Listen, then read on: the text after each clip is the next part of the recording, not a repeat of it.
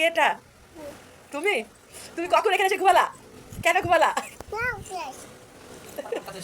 হ্যাঁ, আর মা মা ওটা মা বড় নাতনিকে দেখার জন্য ছুটে চলে এসেছে আমার বাসায়। আসসালামু আলাইকুম আমার কলিজার আপুরা ভাইয়ারা, কেমন আছেন সবাই? আশা করি সকলে অনেক ভালো আছেন। আমিও এবং আমার পরিবার সবার দোয়ায় আল্লাহর রহমতে অনেক ভালো আছি।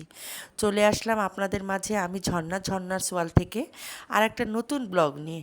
ব্লগটা শুরু করলাম আজকে সকাল থেকেই শুরু করে দিয়েছি। শুরুতে দেখলেন যে আমার বান্ধবী আমার বাসায় ঘুম থেকে উঠে কী অবস্থাটা করলো, সেটা নিয়ে একটু হাসাহাসি হলো। তারপরে আমার মেয়ে আসার কথা শোনা মাত্রে আমার মা যখন শুনতে পেরেছে যে আমার মেয়ে এসে গেছে, সে আর থাকতে না পেরে সেও দেখছি হঠাৎ করে আমাকে না জানিয়ে চলে এসেছে সারপ্রাইজ দেওয়ার জন্য। যেহেতু ওর বড় নাতনিকে সে অনেক ভালোবাসে, আমার মেয়েও তার নানিকে অনেক ভালোবাসে। বলতে পারেন ওরা দুই বান্ধবী একে অপরের খুব ভালো একটা ক্লোজ ফ্রেন্ড। যে কথা অনেক কথা আছে, যে কথা আমার কাছে আমার মা না শেয়ার করুক, কিন্তু তার বান্ধবীর কাছে ঠিকই সে শেয়ার করে। তো আমার মা আসা উপলক্ষে সেই দিনটা আমি মিস করেছিলাম, অনেক অনেক মিস করেছিলাম। আমার ছোট মেয়ের জন্মদিনে সাদা পোলাও আর রোস্ট মাকে ছাড়া খেতে পাচ্ছিলাম না। তো আজকে সেই আবার সাদা পোলাও আর রোস্ট রান্না করলাম। তো আজকের রেসিপি কিন্তু আপনাদের মাঝে আর শেয়ার আমি করিনি, যেহেতু আমার ছোট মেয়ের বার্থডের রান্নাগুলা আপনাদের মাঝে শেয়ার করে ফেলেছি। তো আজকেরটা আর করলাম না। যদি কারো রেসিপি দেখার থাকে আমার আগের ব্লগে গিয়ে একটু দেখে নেবেন প্লিজ। তো সাদামাটাভাবেই কিন্তু রান্না করেছি আর কচি পটল ভেজেছি। তো মাকে বললাম যে মা দেখো, তোমাকে ছাড়া সেদিন খেয়েছি, আজকে আবার রান্না করলাম, কেমন লাগছে বলো। তো আমার মায়ের আসলে শরীরটা খারাপ, আপনারা সবাই জানেন, সে অনেক কিছু খেতে পাচ্ছে না। তো বলছে যে আমার জন্য শুধু ডাউল আলু ভর্তাই করতা, এগুলা কেন করলা? তা বললাম যে কেন করব না, কি এমন তোমার বয়স হয়েছে যে তুমি এগুলো এখন খেতে পারবা না? আমার মেয়েরা তোমার বাচ্চারা নানুর সাথে বসে খাবে এক জায়গায়, এর জন্যই করা। আমি আহামরি এমন কি রান্না করেছি? সাদা পোলাও, তেল অল্প, ভাতের মতনই করে রান্না করি আমি, আর এখানে রোস্ট। তো এগুলো নিয়ে কিন্তু যে বসে যেভাবে তৃপ্তি করে খাচ্ছি, এত ভালো লাগছে, মনে হচ্ছে যে আমরা মানে স্বর্গে বসে আছি। তো এইভাবে যখন ফ্যামিলির সঙ্গে একত্রে বসে সবাই মিলে একসঙ্গে ডাউল ভাত তো বিশেষ করে ভালোই লাগে, জানে যে সবাই এক জায়গায় বসে থাকবো, একসঙ্গে খাবো, আনন্দ ফুর্তি করব।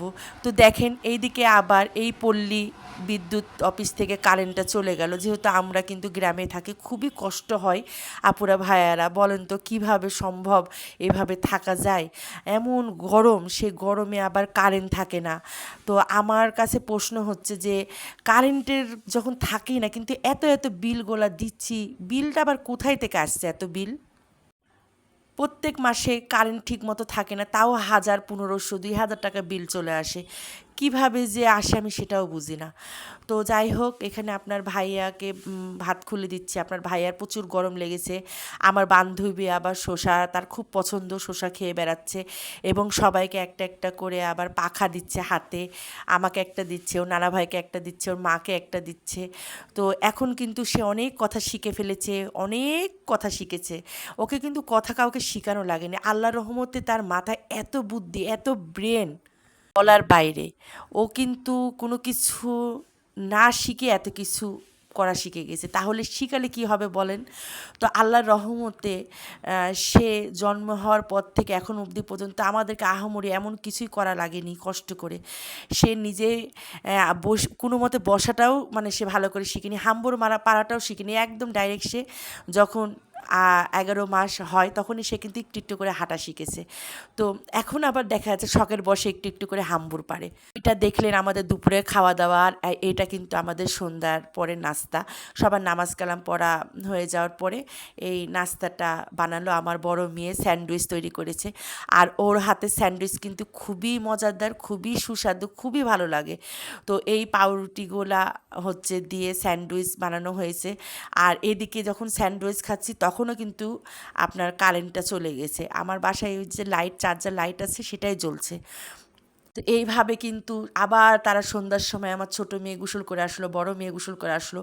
এই গরম থাকাকালীন আপুরা ভাইয়ারা প্রতিনিয়ত কিন্তু গোসল করা লাগছে, যেহেতু আমরা কিন্তু অত বড় লোক না। আপনারা দেখছেন আমি কিন্তু খুব নিম্ন মধ্যবিত্ত। আমার বাসায় আইপিএস নাই, নাই কোনো এসি, নাই কোনো ভালো কোনো কিন্তু তারপরে দেখেন যদি গরম লাগে তাহলে পানিটাই কিন্তু আমার ঠান্ডা কাজ দেয়, এসির কাজ করে। তো এখানে দেখেন আমরা সবাই মজা করে খেয়ে নিলাম। খাওয়া দাওয়া করার পরে এখন আমার বান্ধবী এখানে চিপস খাচ্ছে, একটু পাঁপড়, একটু বিস্কিট, আবার চা নাস্তা হয়েছে, চা বানানো হয়েছে। স্যান্ডউইচ বানানোর পরে, যেহেতু আমার মা ঘন ঘন চা খেতে পছন্দ করে, আমার বান্ধবী দেখেন এত সুন্দরভাবে সে গুছিয়ে গুছিয়ে খাবে, কথা বলবে, এত সুন্দর কথাগুলো শিখেছে। ওকে কিছু করা লাগেনি, আল্লাহর রহমতে। ওর নানা নানির ভালোবাসা, ওর খালামুনিকে অনেক ভালোবাসে, আমিও ওকে অনেক ভালোবাসি। দেখতে দেখতে আমার বাবুটা অনেক বড় হয়ে যাচ্ছে, হাঁটা শিখে গেল। সেই দিনই হলো তাকে এত সুন্দর করে যত্ন করে বড় করলাম। কারো হয়তো পছন্দ হয়েছে, কারো হয়তো পছন্দ হয়নি, কিন্তু এ আমার চোখের মণি, আমার নয়নের মণি। আমি ওকে অনেক ভালোবাসি। আমার মা যেমন আমার বড় মেয়েকে অনেক ভালোবাসে, ঠিক তেমন কিন্তু আমি আমার মেহেরিমাকে অনেক ভালোবাসি। আমি দোয়া করি আমার এই বান্ধবীর সাথে যেন আমার আমার বেঁচে থাকা অবধি পর্যন্ত আমার এই ভালো সম্পর্কটা যেন থাকে।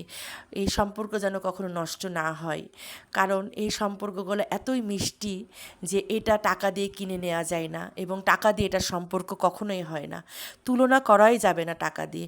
এই নানি, এই যে নাতনিদের যে ভালোবাসা বলেন, এটার যে ভালোবাসার যে একটা আল্লাহর তরফ থেকে যে আল্লাহ একটা বড় ধরনের নিয়ামত দিয়েছে। আমার মাও কিন্তু অনেক ভালোবাসে তাকে। খালি কথায় কথায় বলে যে আমি তোমাকে এত ভালোবাসি, তোমাকে এটা করি, তুমি রাগ করো না, তোমাকে কিন্তু কিছুই দিইনি। তা আমি বলি তুমি তাকে শুধু দোয়া দিয়ে যাও, তোমাকে কিচ্ছু দিতে হবে না, শুধু তুমি তাকে মাথায় হাত বুলিয়ে দোয়া করো, আল্লাহ যেন তাকে মানুষের মতো মানুষ করে। তো দেখেন প্রচুর গরমের মাঝে আল্লাহ আমাদেরকে কিন্তু একটা সুন্দর নিয়ামত দিয়েছে, এত সুন্দর একটা বাতাস। আমরা সবাই বেলকনিতে বসে সেই বাতাস আর বৃষ্টি উপভোগ করছি। কারেন্ট নাই, কিন্তু খুবই ভাল লাগছে, ঠান্ডা বাতাসে কিন্তু আমাদের মন জুড়িয়ে যাচ্ছে। তো এইভাবেই কিন্তু আজকে আমার সারাটা দিন গেল। মা এসছে বাসায়, আরও আপনাদেরকে অনেকগুলো ব্লগ দেখাবো। তা আল্লাহ হাফেজ সবাইকে, ভালো থাকবেন, সবাই সুস্থ থাকবেন।